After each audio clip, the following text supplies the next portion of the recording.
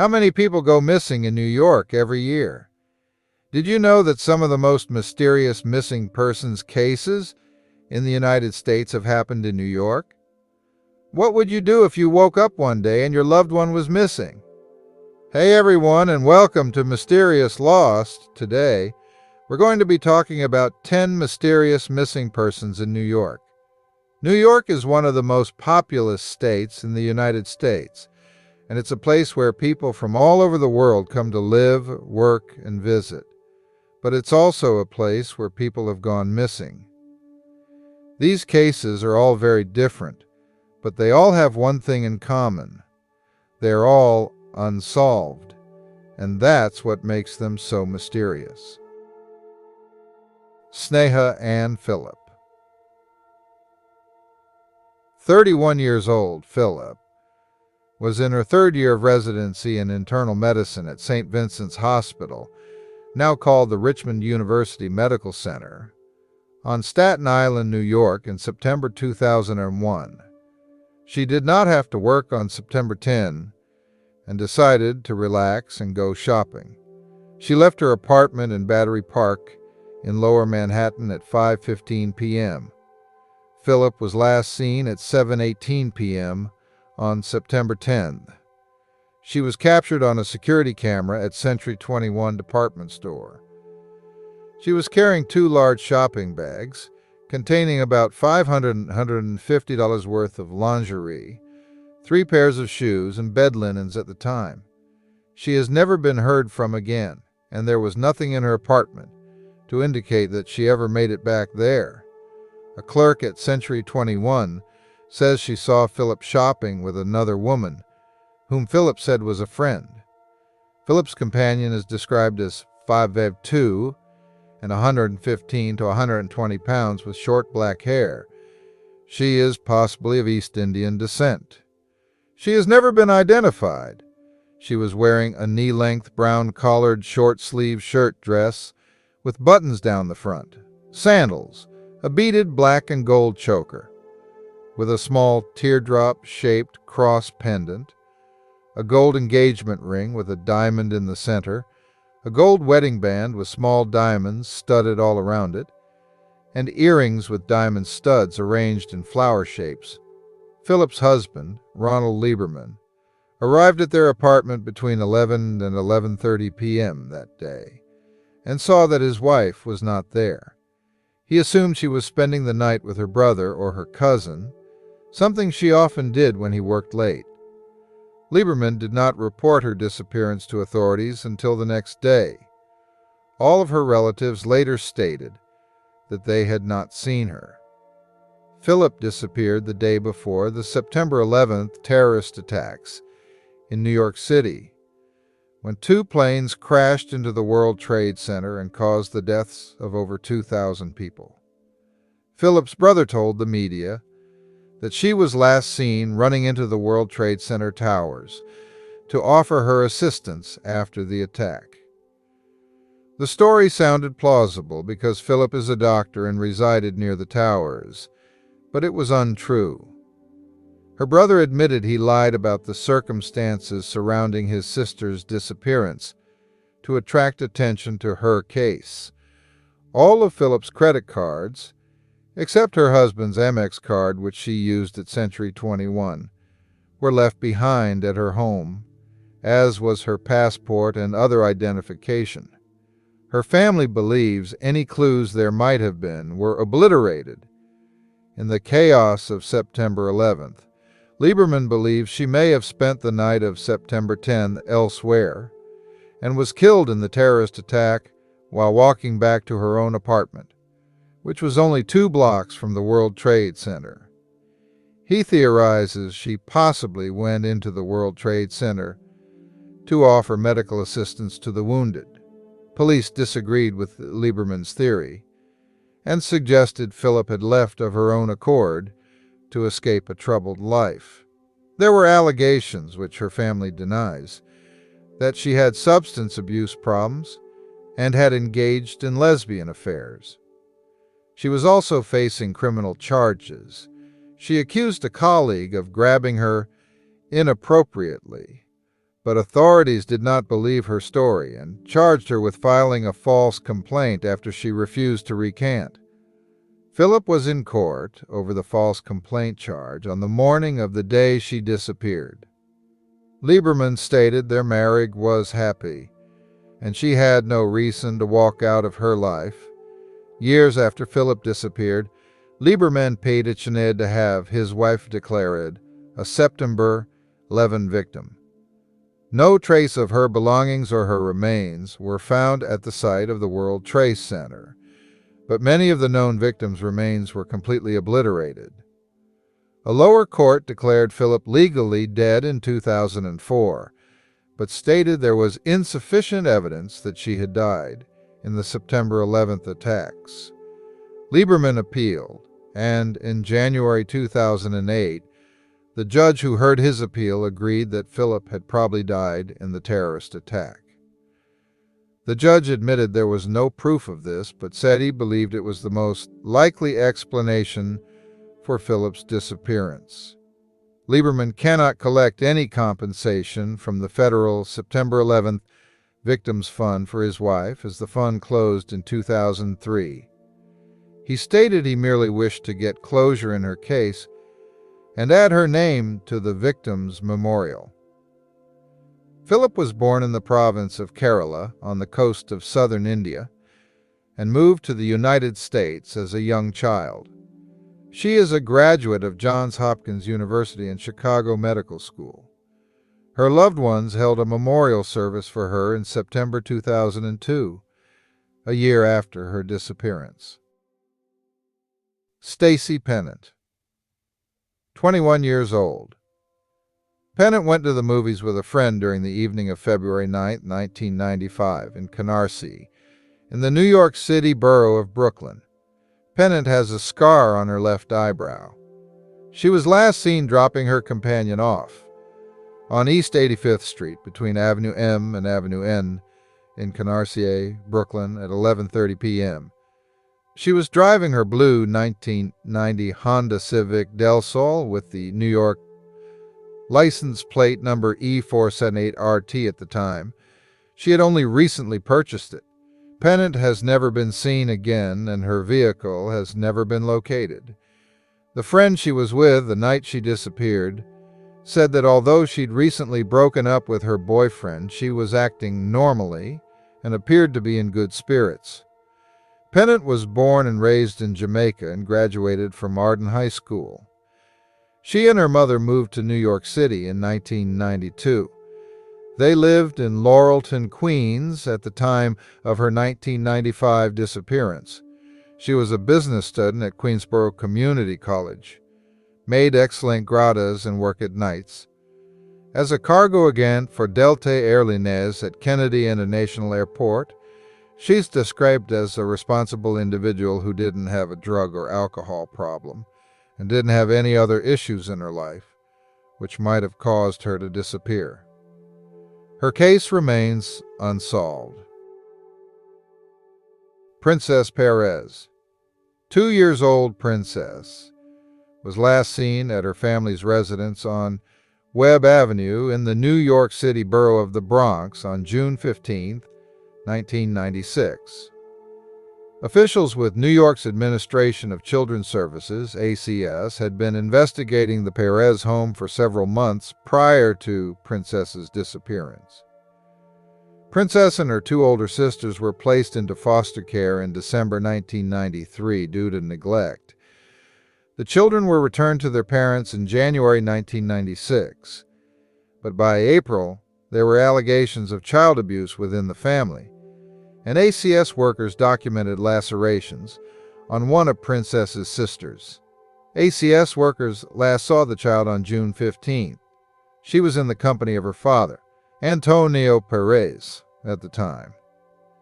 ACS officials returned to the Perez family's residence in August in response to a report that Princess was missing. They were told by her mother, Karen Perez, that Princess was living in California with Karen's mother. Karen said she did not have a address for them, however. The ACS was unable to locate the child, But Karen stuck by her story that Princess was in California, and no further investigation was made at that time. Although the ACS did investigate charges that Princess's sisters were being abused. Antonio was imprisoned for driving while intoxicated, DWI, in 1998. Shortly before he was scheduled to be released, Karen told a relative Antonio had murdered Princess and disposed of her body. She said she and the other children were at home at the time of Princess's death, and Princess's sisters had seen her corpse. Karen's relative called the police, who called the ACS, which finally began an investigation into Princess's disappearance. When questioned, Antonio told authorities that Princess became ill and died of natural causes in mid-June 1996. Antonio claimed that he dumped his daughter's body somewhere in New York City. Investigators maintain that Antonio did not fully explain why he did not seek medical attention for Princess or call authorities after her death. He agreed to divulge Princess's location to law enforcement in 1998 while serving the remainder of his DWI conviction. Antonio reportedly led authorities to 3 locations: Woodlawn Cemetery in the Bronx, the West Side Highway in the borough of Manhattan, and an unidentified location in the borough of Brooklyn. Princess was not discovered at any of the sites Antonio specified. Princess's 2 older sisters told ACS officials that they saw Princess lying on the floor of their family's residence in June 1996. The sisters stated that Princess was motionless and her lips were blue. The children said that they saw a garbage bag in their home.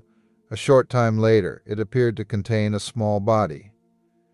Karen recanted her statements about Antonio having killed the child, however.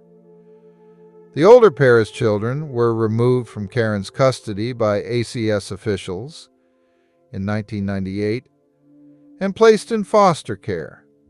The children were forbidden to have contact with their parents. Antonio was charged in family court the same year with abusing his older daughters by murdering Princess in 1996. He pleaded innocent to the charges, stating Princess died of natural causes. Criminal charges against Antonio have not been filed. Princess has never been located.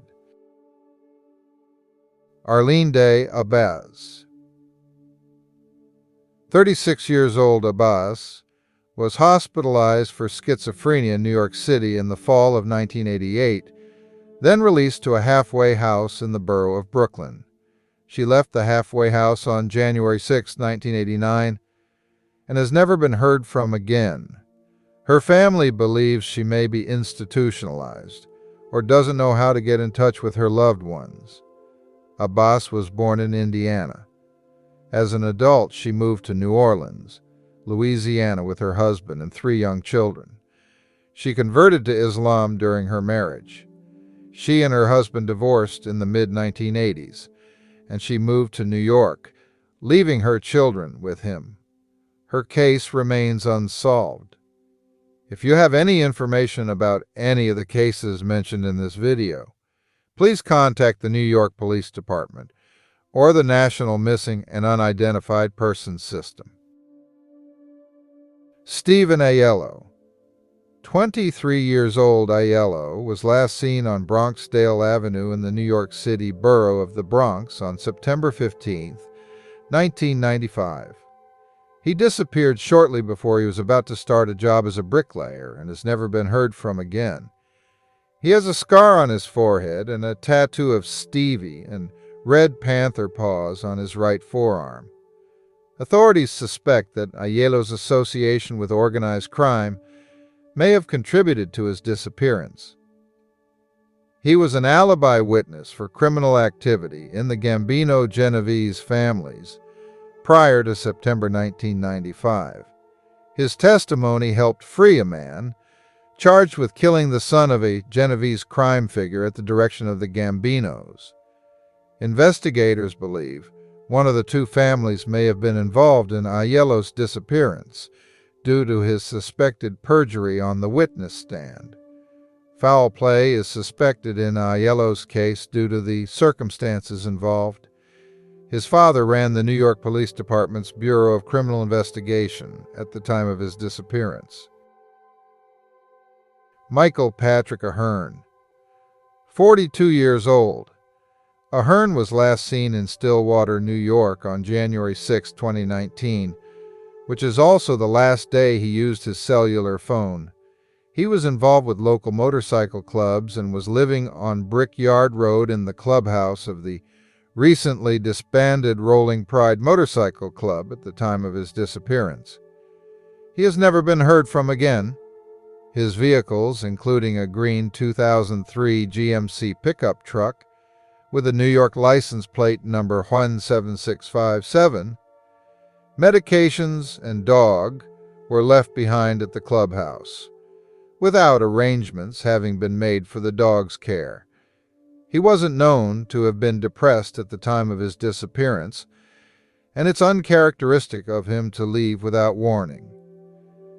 In January 2021, authorities announced Jack Jeffers had pleaded guilty to second-degree manslaughter and criminal possession of a weapon in Aarn's case. A photo of Jeffers is posted with this case summary. Investigators stated he shot and killed Aarn over a personal dispute, then stole Aarn's truck and disposed of evidence afterwards. The two men were both in the same motorcycle club and had ongoing tensions over drugs and money. In April 2021, Jeffers was sentenced to 4 to 12 years for manslaughter and 9 years for the weapons charge. Aarn's body has not been located, but foul play is suspected in his case due to the circumstances involved. Julianne Guthrie, 6 years old. Julie disappeared with her brother Timothy and their mother, Leslie, from Katonah, New York, at 1:30 p.m. on February 5, 1977. Leslie picked up the children at their father's home on Grandview Avenue and drove away in a white 1974 300 Series Ford Maverick with a green roof and the New York license plate number 636WNA. They have never been heard from again. Julie has strawberry birthmarks on her chin and back. Leslie was separated from the children's father, Timothy Sr., and living with her mother in White Plains, New York. But she and Timothy Sr. had an amicable relationship. Timothy Sr. wasn't concerned when Leslie didn't return that evening because he assumed she and the children had spent the night in White Plains. He reported them missing at 6:08 p.m. on February 6th. Authorities have ruled out Timothy Sr. as a suspect in Leslie, Julie, and Timothy Jr.'s cases. He cooperated fully with the investigation and also hired a private investigator and spent considerable time and money trying to locate his family himself. He has since left the state of New York. There were no indications that Leslie had planned to walk out of her life. She hadn't taken any clothing or personal belongings with her and didn't withdraw any substantial sum of money from her bank account prior to her disappearance. Her mother died in 1994. In her obituary, it says, "Leslie survived her." The circumstances of the Guthrie family's disappearance are unclear, and their vehicle has never been recovered. Their cases remain unsolved. Kellu Acern, 35 years old. Acern. T was last seen leaving her job at the Rite Aid Pharmacy in Amsterdam, New York at 9:30 p.m. on September 30th, 2008. She worked as a shift supervisor. At 1:53 a.m. the next day, her dark green 1998 Saturn Aura sedan with New York license plates was found in Frog Hollow, just off West Montgomery Street in Onstone, New York. This was just 3 blocks from her home, but it wasn't on a route she normally traveled. Acern was prescribed medication for depression, but she stopped taking it before she disappeared. Acern may wear eyeglasses with tan frames. She has red highlights in her hair, pierced ears, and a patch on her right cheek, and her ears are pierced. The car was on fire when it was found, and it was completely destroyed. Neighbors had called the police about shots fired in the area at midnight. There was no sign of Acern at the scene, and she has never been heard from again. Authorities initially thought the vehicle fire was arson, but now they think it could have been an accident, as the car had been having radiator problems. Acern lived with her 8-year-old daughter, her husband, and his parents when she disappeared. Her marriage was troubled when she disappeared, but her loved ones stated she would never have left without making arrangements for the care of her daughter, and her Social Security number hasn't had any activity. Acern's husband isn't considered a suspect in her case. Her parents are dead, but she had a close relationship with her siblings. Johnstown police are investigating Acern's disappearance. Her case remains unsolved. Casey Elise Peterson, 22 years old Peterson, was last seen on Baruch Drive in the New York City borough of Manhattan on September 21, 2013. She was attending the John Jay College of Criminal Justice at the time of her disappearance. Peterson suffers from amnesia. She is classified as a vulnerable adult and may be in need of medical attention. Peterson is originally from Colville, Washington. She has gone missing before. On October 1, 2009, at the age of 18, she withdrew $400 from her bank account and vanished from her home in Washington, before resurfacing in New York City later that month. She wasn't identified for 2 weeks, as she had left all her identification and belongings behind and was suffering from memory loss, and had left all her other belongings behind.